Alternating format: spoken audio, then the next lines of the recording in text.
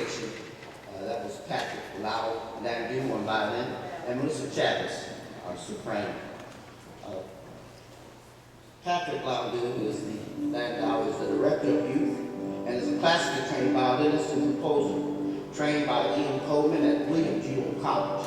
He primarily seeks to integrate the developments of classical music over the past century into the music for the church. Originally from Kansas City, he has spent the past 10 years working with youth as a music instructor, math teacher, and now a youth minister. As for Melissa Jean Chavez, she is the director of the Dayspring Choir, Metropolitan Memorial, UMC. As a performer, she has been acclaimed by the Washington Post for her voluptuous voice and coolly exemplary production. In addition to singing with many regional opera companies in the DC area, she has sung for Supreme Court justices, the head of the IMF, and as a soloist with the United States Army Chorus. Next on our program is the Dayspring Choir. They'll be doing Ave Maria by Schubert and The Angels Unaware by Pepper Shopland. Melissa Chavez, director, soloist Elliot Matthew, and Sarah Tyson, and Nevin Bennett on the piano.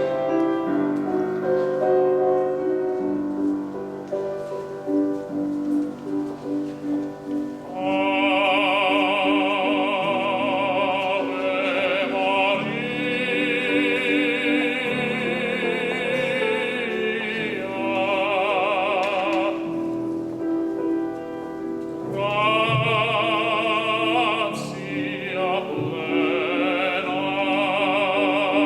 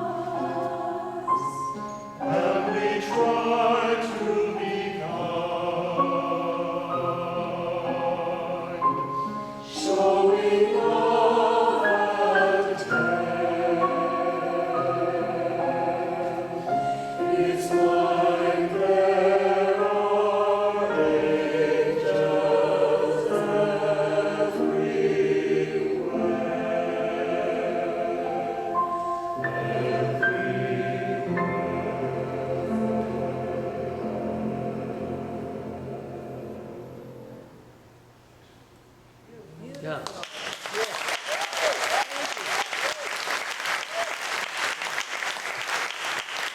you so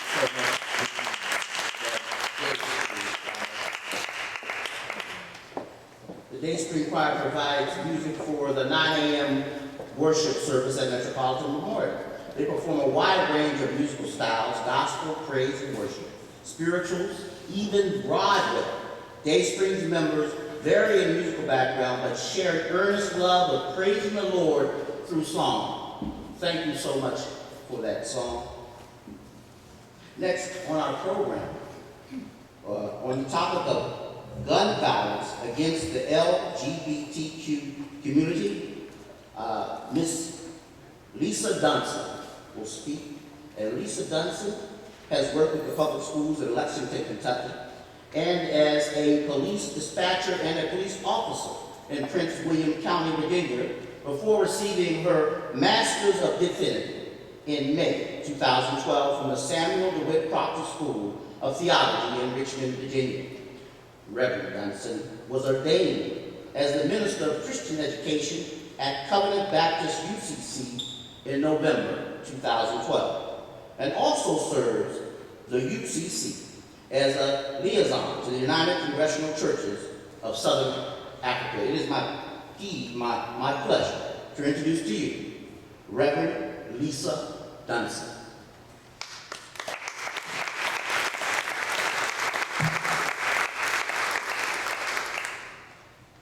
I first want to take this opportunity to thank you for the invitation. I must be honest and tell you that as I thought about this topic in terms of the LGBTQ community, I was a little stretched because violence in our community is not always committed by guns. Yes, it would be wonderful to have stronger gun laws, but when it comes to the LGBT community, many of the crimes that are committed against us are done by every means you can think of. There are attacks in the streets. Many of these attacks come in the homes, schools, in our communities, and places that we should be safe and feel as if we are in community with others. I think we are somewhat misleading ourselves when we think that in terms of the LGBTQ, A, B, C, D, E, F, G community, that stronger gun laws are going to protect us and be the answer. I believe that to be effective in preventing, and actually I don't even know if we can prevent, in order to diminish some of the violent crimes that those who target members of the LGBTQ community commit, we have to engage in conversation. We have to be comfortable coming to the table, sitting down with one another, and discussing the issues at hand. I was telling my friend I'm glad I'm kind of at the top of the program because I think I'm kind of spreading out, let me say, from what the topic is. But as I thought about this, I don't know that we can contain, violence against LGBTQ persons to just gun violence. Really what we're talking about are hate crimes. And when you look at hate crimes are crimes that are committed against people who are different than what the norm says they should be.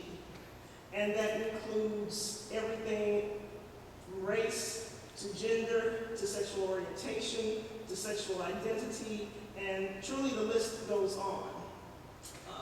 One of the things, or some of the things I'd like to leave you with today, as we think about gun violence in general, hate crimes in particular against the LGBTQ community, is that most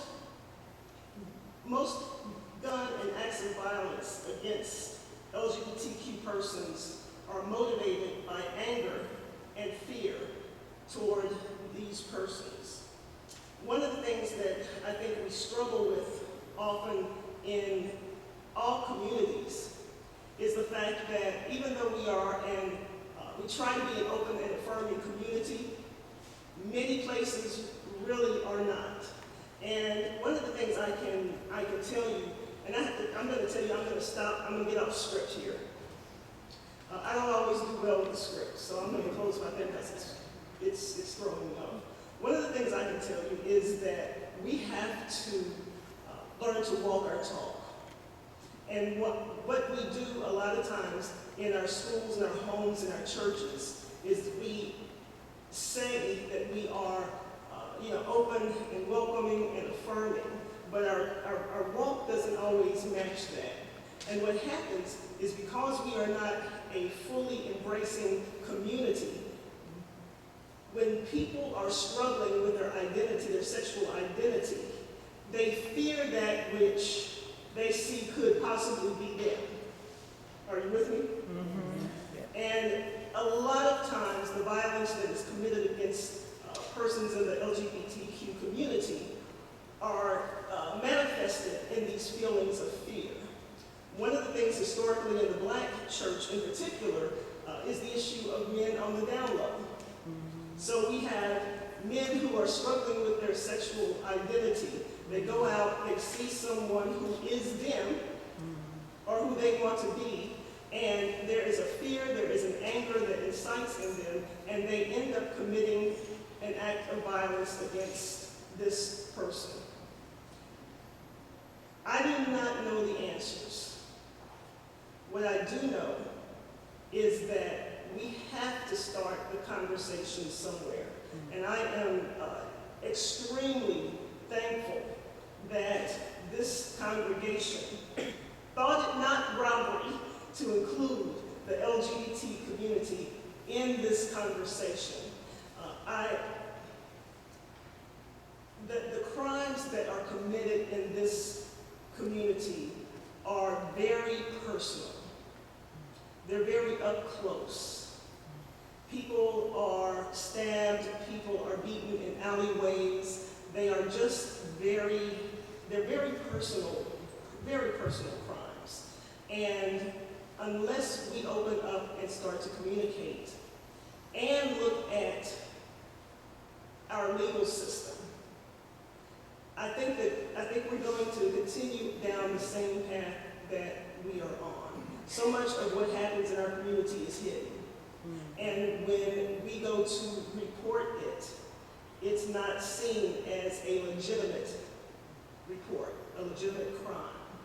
And until we are top down, open, affirming, welcoming, and respectful of who the human being with a capital B is in front of us, then we are never going to be able to end this plague of violence that not just affects the LGBTQ community, but affects all communities. It affects all communities, whether they be gay, whether they be straight, whether they are Muslim, whether they are African American. In essence, it's all about hate. It's all about not liking, not loving our neighbor. And as a preacher, I got to go there for just 1 second. One of the things that we are taught is that we are to love our neighbor as we love ourselves. And our neighbor is not just the person beside us who looks like us and eats like us and sleeps like us.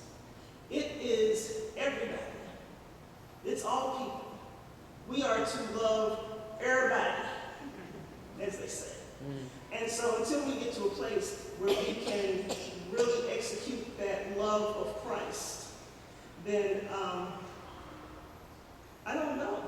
I don't know where we are. I don't know where we are going to go, and I don't know the answer. And serving a church such as Covenant Baptist United Church of Christ, our doors are open to everyone. And one of the things that happens at Covenant is many persons from the LGBTQ community come in and are very broken, and they're very hurt. and they're very angry at the way in which they have been treated. And finding a place that wants to love them as they are and as God created them to be is such an awe-inspiring experience for those of us who see it and for those of us who have been recipients of this kind of open and unabashed love. So my prayer is that, let me say this. Given our current political climate, I am greatly fearful of where we could wind up. Given the rhetoric of hate and violence that is being spewed from some of the campaigns, it's going to be a challenge for us as people of faith to overcome that and rise above it. So we've got a lot of work to do. We've got some great obstacles standing within reaching distance of us, but I am a firm believer that with God all things are possible. And I just believe that this current time, these current trials that we are going through, not just the LGBTQ community, but all people of color, all people who are not of the the dominant population. I think that one of these days, all things are going to even out, and we will really reflect the beloved community as we all are striving to do. So thank you for letting me go off script. Thank you for letting me speak from my heart. And thank you for the invitation to come and be a part of this awesome program. Thank you. Thank you.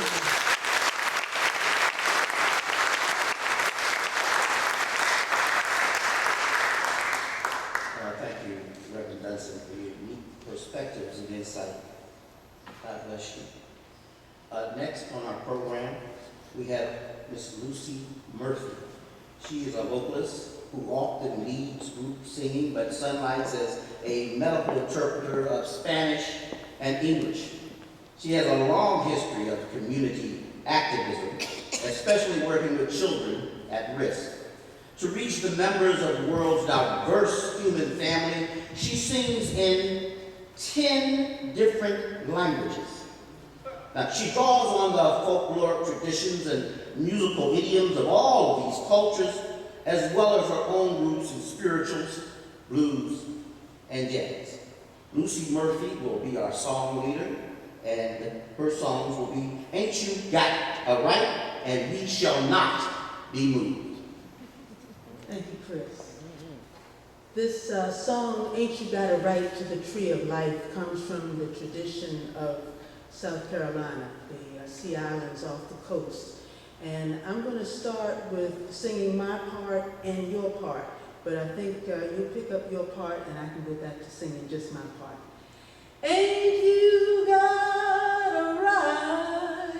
Ain't you got a right? Ain't you got a right? Ain't you got a right? Ain't you got a right? Ain't you got a right to the tree of life, to the tree of life? You can tell all of my sisters, ain't you got a right? You can tell all of my brothers, ain't you got a right? You can tell it to the world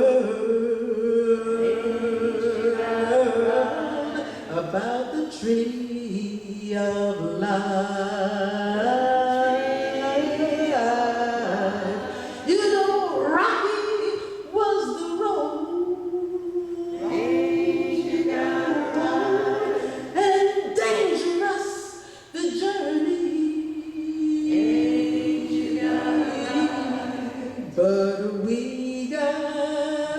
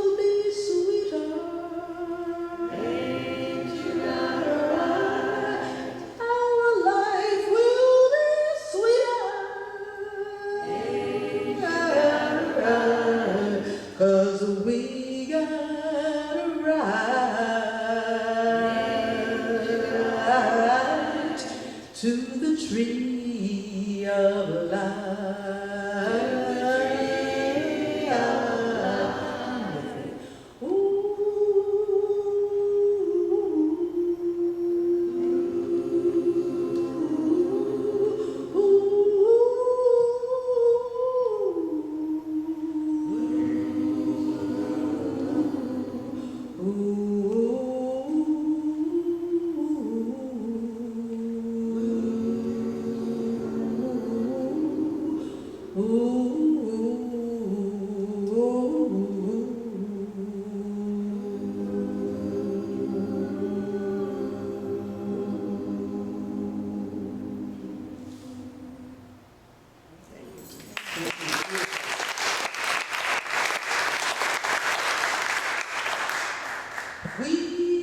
shall not be moved. We shall not be moved. Just like a tree that's planted by the water, we shall not be moved. Now I'm going to ask my section here to maybe sing with me, and the rest of you all have to do your part. We shall not. No. You all are going to sing the lead because they're listening to you and they're not singing. So, Okay, sorry. we shall not. We shall not. Just like a tree that's planted by the water, we shall not be moved. En el español, no nos moverán. No nos moverán como un árbol que crece junto al río. No nos moverán. We'll stand together. We'll stand together. We shall not be moved. We'll stand together. We shall not be moved. Just like a tree that's planted by the water, we shall not be moved. The people are united. The people are united. We shall not be moved. The people are united. We shall not be moved. Just like a tree that's planted by the water, we shall not be. El pueblo está unido. El pueblo está unido. No nos moverán. El pueblo está unido.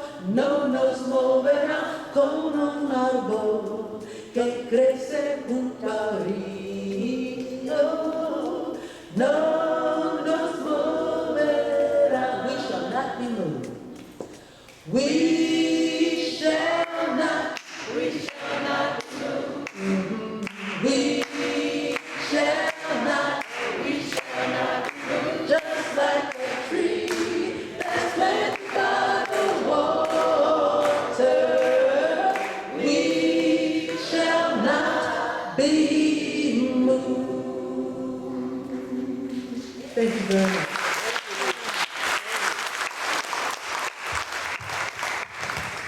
Thank you so much, Ms. Lucy Murphy.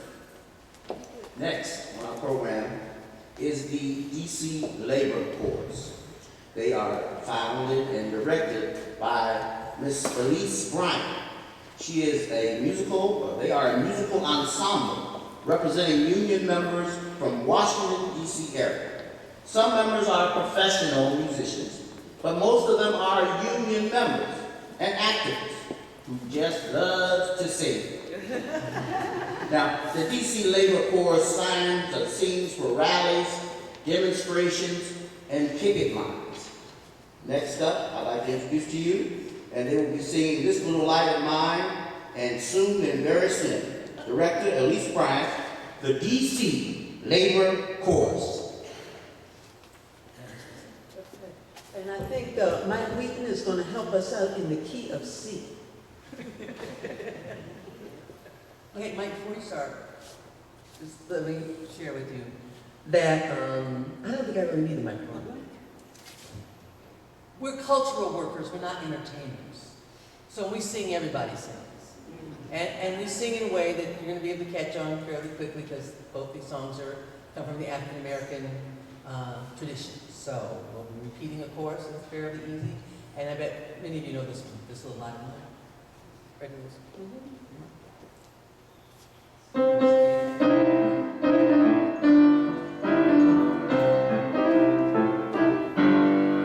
This little light of mine, I'm gonna let it shine.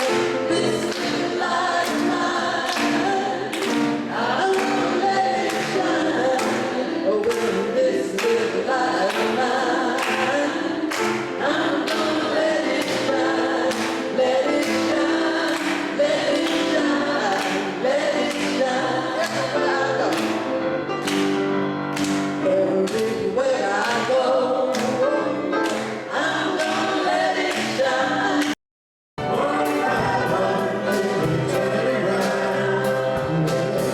Carry on just a little bit longer. Try to do what you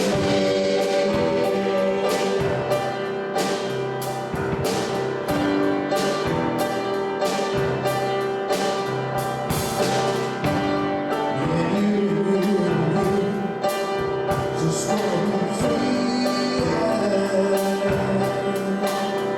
to see all the world is just as you live, and until you get who I say that love is not a whisper, love is strong, and you gotta get together.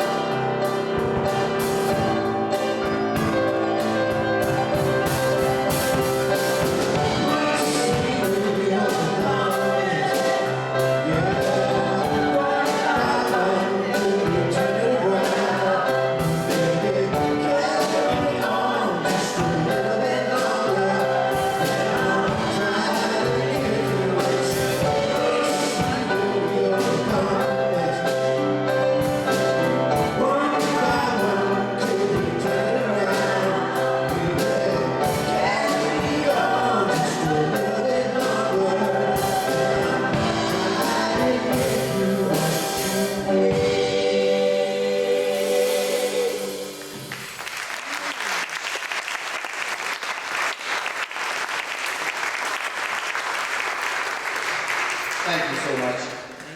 I'm so caught up in the first song previous to that, I didn't get a chance to introduce that song. That was Mercy by Dave Matthews, and the director is Pam Rogers. That is, of course, on piano, and our soloist was Mike Wheaton.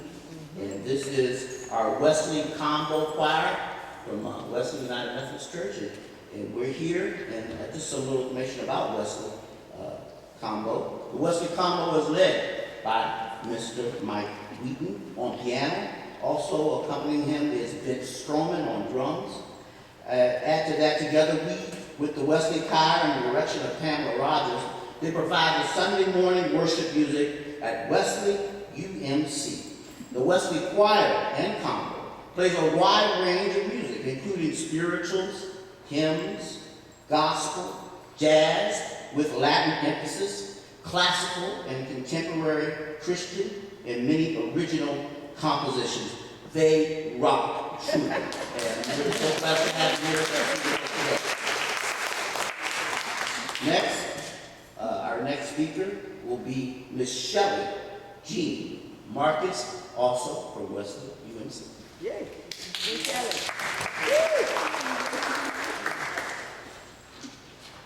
As you arrived this morning, you were greeted by a slideshow on the street shrines of Washington, D.C.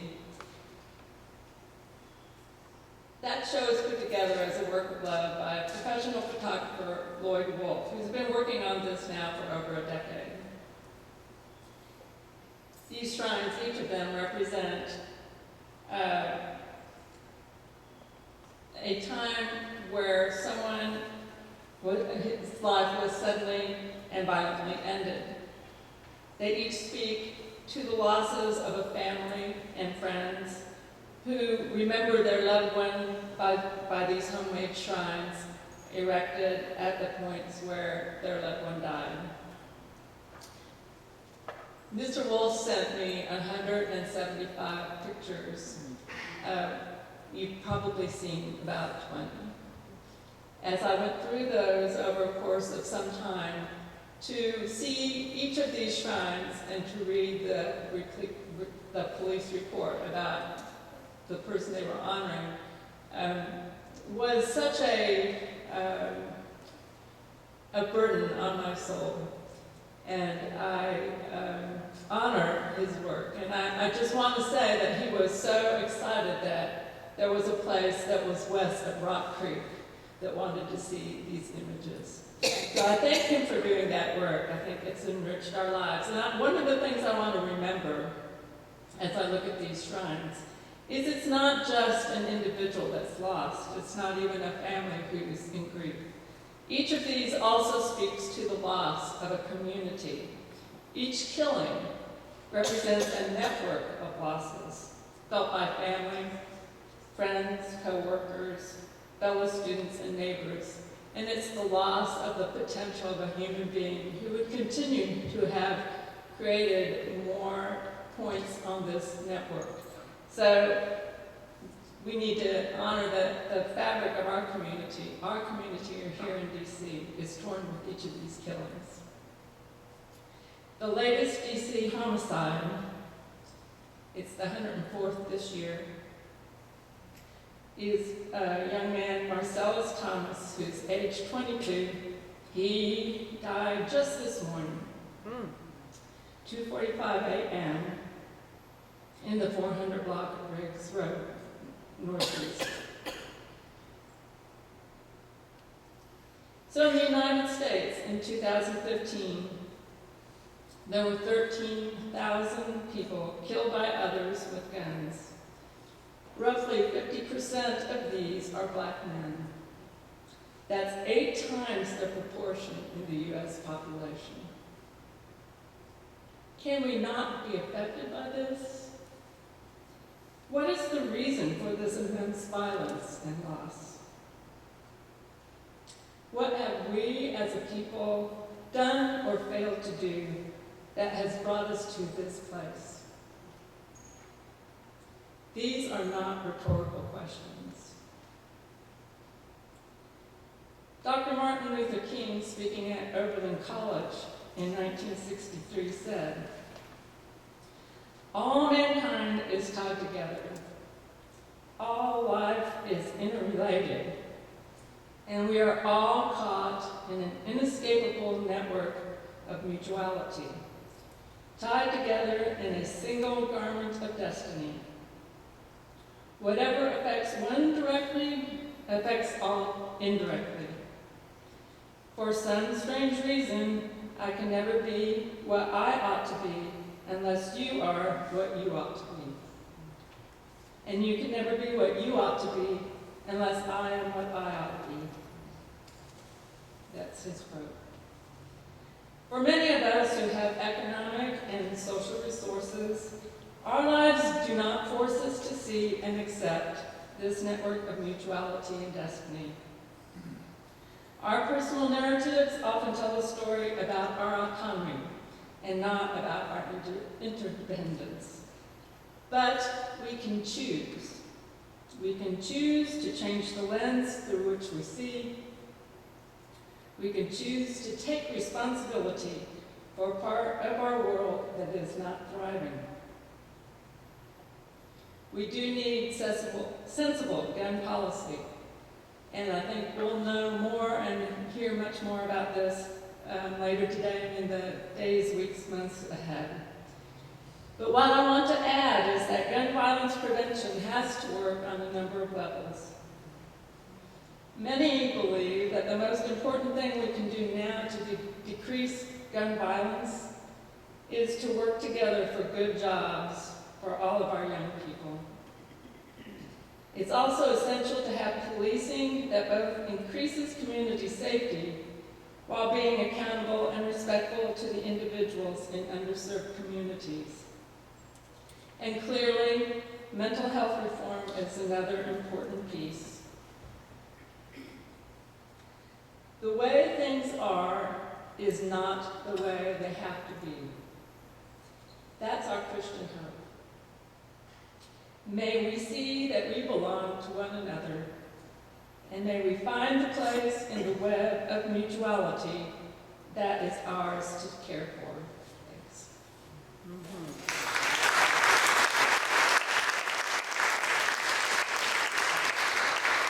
Thank you so much, Shelley. We have this next performer. I happen to be fortunate enough to be in this morning's service, and I was so impressed by this man. He is joining us. His name is Jesse Paladowski. He has shared stages with folk luminaries, including Pete Seeger, Bob Frank, Ann Hills, Brother Sun, Kim and Reggie Harris, Kim Whitley and the Beulah Band, and Magpie. His latest CD, Dancing Toward the Light, was #5 on International Folk Radio D charts last year. He leads music and healing workshops at national conferences for organizations like the National Hospice and Palliative Care Organization and the Association of Professional Chaplains. This man, he's quite amazing. Please welcome, along with Miss T.I. Day and original selections of Jesse Paladowski.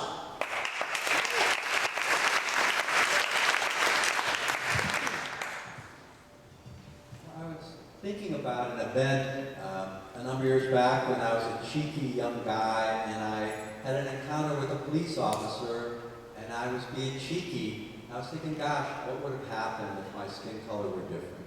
And I was thinking about my mom's brother, Bill, who was a Detroit cop who died a number of years ago, and I was thinking about, well, how would Bill have treated my sister Madeline's son, Ben, who's half African?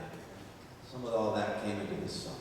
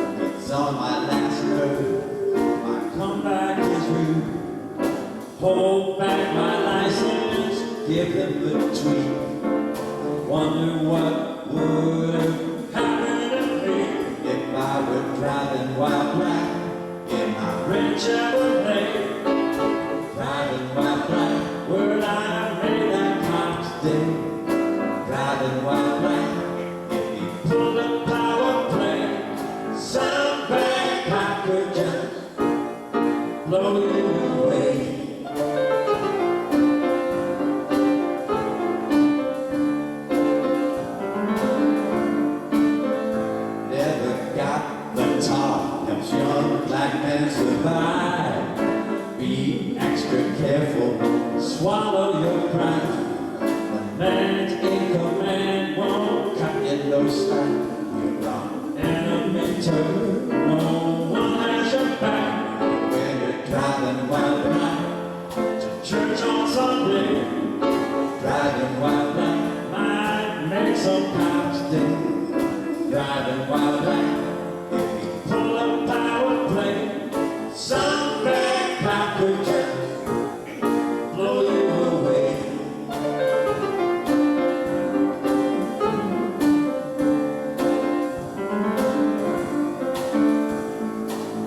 It's the way it's always been. America's original sin. Find a guy with darker skin. Make him take it on the chin.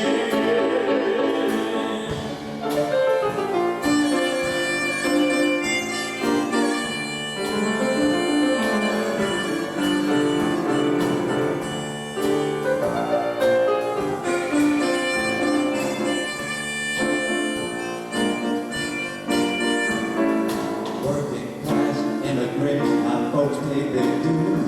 Uncle Bill walked the beat in Detroit police blue. Nephew Grant's called black because he's mixed race. Scared to death some bad John read his face when he's driving wild black on his free holiday. Driving wild black, cruising down the highway. Driving wild black might just make some cops stay. Some bad cop who just blow him away. Blow him away. Blow him away.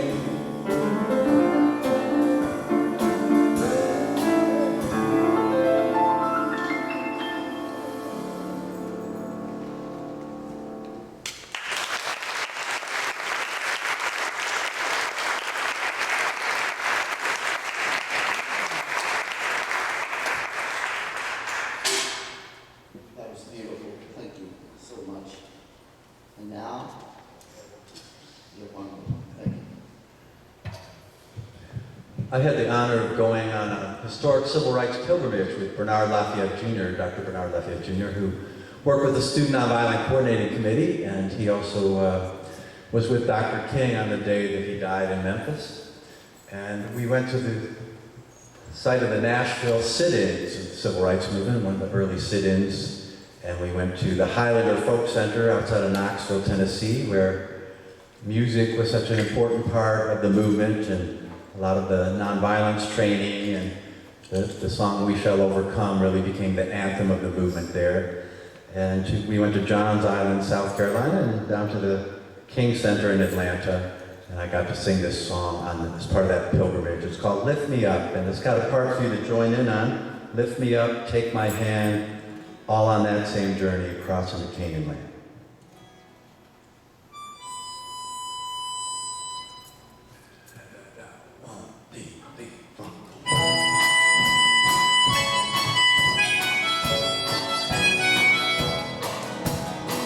Wandering in this wilderness, lost without a guide. Just an ordinary man trying to make it to the other side. Don't treat me like a leper, ease my weary load. A simple human touch, and I feel less alone. Come on and lift me up. Take my hand, all on that same journey, crossing the Canaan land. Try that, lift me up. Lift me up. Take my hand, all on that journey, all on that same journey, crossing the Canaan land.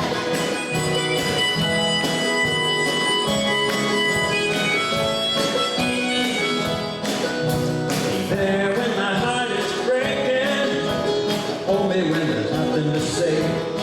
Bless my tears when I am weeping, don't judge when I cannot pray. Stand by in silent witness when I scream to heaven above. With your gentle presence, show a glimpse of that eternal love. Come on and lift me up. Take my hand, all on that same journey, crossing the Canaan land. Come on and lift me up. Take my hand, all on that same journey, crossing the Canaan land.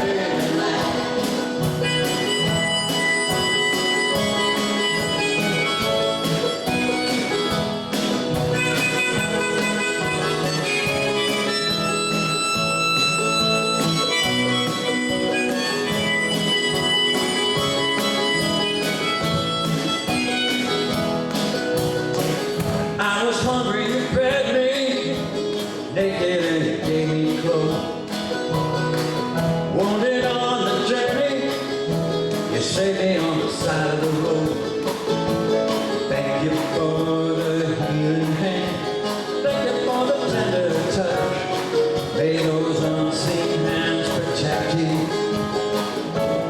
when the pain comes to mind. Here we are.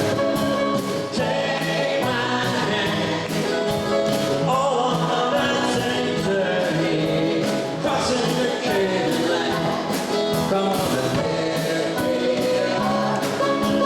Take my hand, all on that same journey, crossing the Canaan line. Come on and here we are. Take my hand, all on that same journey, crossing the Canaan line. Come on, here we are.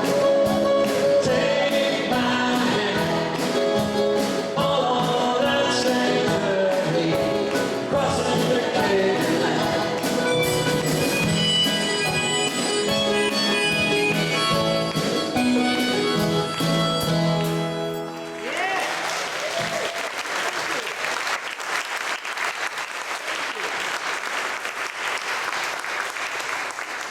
The Spirit of the Lord is here with us today. As the praises go up, the blessings will come down. Thank you so much for this fabulous lineup of artists and performers. It's just a blessing. It's truly a blessing. This is the concert across America to end gun violence. Next, we'll have our Reverend Dr. Charles Parker with closing remarks.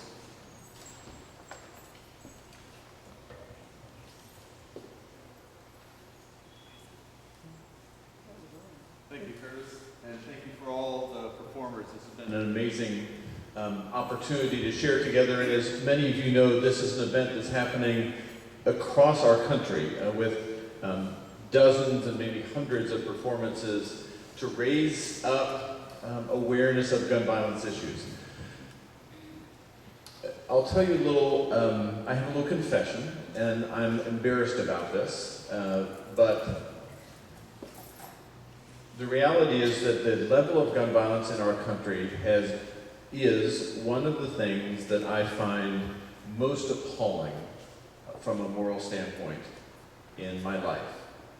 And those of you that have been listening to me preach for many years probably don't know that, because I haven't preached much on it, and I haven't preached much on it, I say to my embarrassment, because I haven't seen much solution or much possibility of a solution. And I don't like preaching to you all if I can't give you something to do. And I haven't seen anything much for us to do. And that makes me deeply sad and embarrassed that I have felt paralyzed. And I've been thinking recently, as you all have been pulling this concert together, that that's not only practically incorrect, it is also a theological fallacy. Because my lack of action essentially says, on some level, I don't think God can do anything. And that's not true. There's nothing that God can't do. And as hopeless as the level of gun violence feels to me in our country, I have to trust that God can do something. And that's going to only happen when we start doing something. A lot of our speakers have talked about the enormous complexity of issues around gun violence, and that's absolutely true. We're talking about issues around economics and jobs and race and criminal justice and a whole range of deeply complex issues. I can't help but feel, however, that the one common theme that runs through this is if we had less guns on our streets, we would have less gun violence. The levels of gun violence in our country dwarf every other developed country on the face of the earth. It's orders of magnitude higher than many other countries simply because of the gun laws. It's not because the other countries don't deal with racism. It's not because the other countries have better criminal justice systems necessarily. It's because there are fewer guns to shoot people with. And dear friends, here's the issue. Our political system has been ground to a halt by a relatively small number of people who won't allow any sensible gun laws to get passed in our country. They're not the majority of people. They don't have all the money, but they have kept any reasonable conversation from happening in this country. And that's just got to stop. Now, the reason that that has happened is not because they're smarter than we are, and it hasn't happened because they've got more resources than we have, or they're better organizers than we are. It happens because this is the issue that is the most important thing for them. And so if you are a pro-gun rights person, you vote on gun rights issues, and they know that. So they simply make a list of all the Congress leaders who vote against gun right issues, and they immediately have a political block. We have got to ratchet this issue up higher on our priority list. Almost everyone here is engaged in social justice work of some sort or another. And we're working on homelessness, and we're working on hunger, and we're working on racial reconciliation, we're working on domestic violence. We have got to raise this issue up higher on our list of things to do than it is. We can organize, we can vote, we can lobby, we can raise money, and all of that stuff has got to happen if we're going to have any movement on this issue. So I want to just challenge all of us today to do what I have not done, which is we've got to make a noise about this. We have got to talk about it. We've got to write to our legislators. We've got to talk to our friends. If you're in Washington, you don't have a legislator. So that adds to the feeling of hopelessness and helplessness sometimes for us who are Washingtonians. But you know what? We know friends who are in Maryland and Virginia and across the country. We've got to start being part of a movement that can turn this situation around. It has got to change. So I want to invite all of us to start to engage this in a more aggressive way than we have done. We have the votes, we have the resources, we can change the policy in our country and get reasonable, rational gun legislation passed. But we can only do it if we're doing it together. This is a group effort because we can't do anything if we're not doing it as a country. I can buy a homeless guy a sandwich, and I have helped feed somebody. We can open up the doors of our church and put men and women in beds and, at least in a small way, address the homelessness issue. We can't address gun violence in a small way. This is an all or nothing deal. We've got to deal with this as a country. We've got to change our culture around our love affair with firearms. And we've got to figure out how to pass legislation that gets more guns off of our streets. There's a lot of organizations that do this, and our United Methodist Church has got effort through our General Board of Church and Society, the Brady Campaign, and this movement that we are part of this afternoon is going to start changing the way we think about this issue. So I want to invite all of us to be part of that, to be part of making a difference in a situation that frankly feels hopeless. Trusting that with God, nothing is beyond our ability to do. So thank you for coming tonight. And thank you for being part of this and being part of the start of what I hope is a nationwide movement to change who we are as a country around this issue. So thank you. Thank you.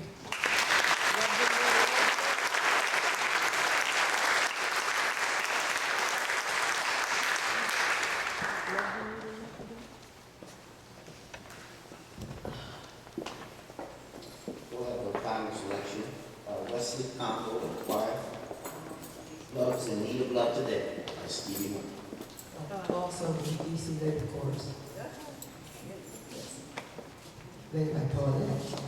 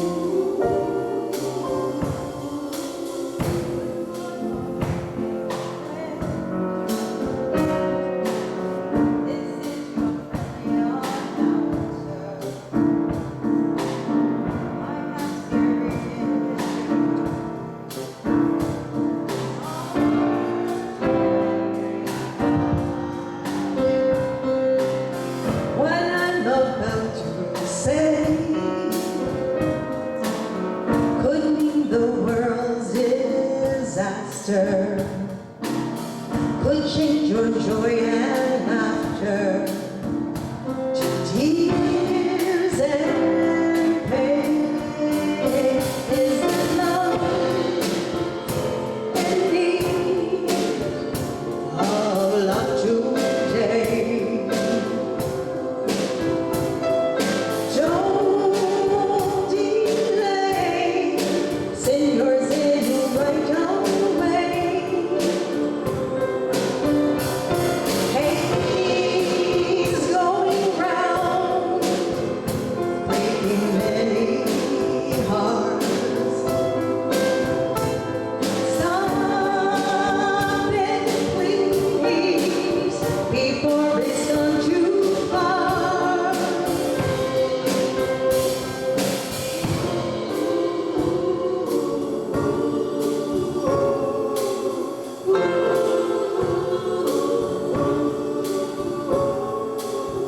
The voice of evil plans to make you his possession, and it will if we let it.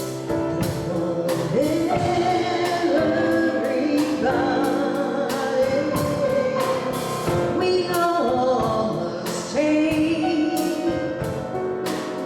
precautionary measures.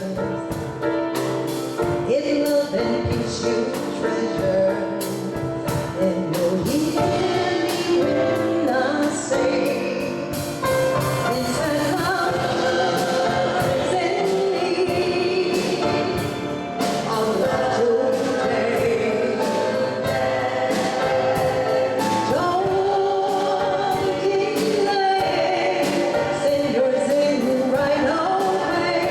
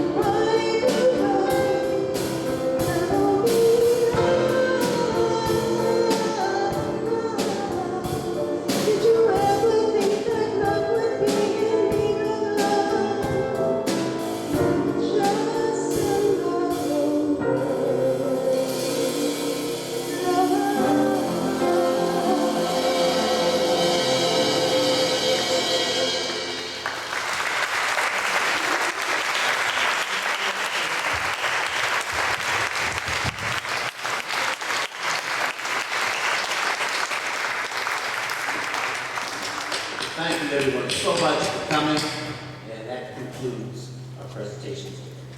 Thank you.